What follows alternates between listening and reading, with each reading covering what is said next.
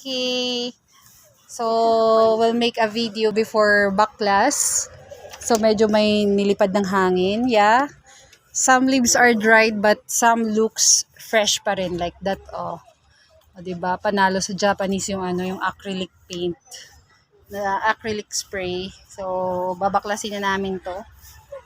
Yan. Sunog talaga kasi nainitan. Ayun, hindi naman naubos yung tubig. Kasi itong mga big leaves, nilagyan ko yan ng tubig bawat isa. Pati itong mga nandito sa likod para hindi kita yung mga foam. Para hindi pangit tignan yung likod.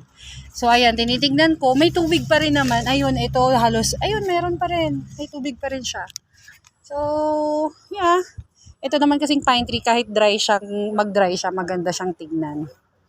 Okay, so nakapagbaklas na rin yung iba. So, kami ay magbabaklas na rin. So, ito lang naman dyan yan, yung mga alambreng pang braces namin, in-engineer namin para hindi siya matumba. So far, so good, matibay.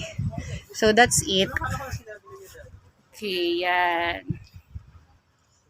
Yan. So, in short, matibay ang ating gawa. Walang na tumba. So, ayan. Mukha pa rin namang fresh yung ibang dahon. Yung iba, dry do bagay naman. So, that's it.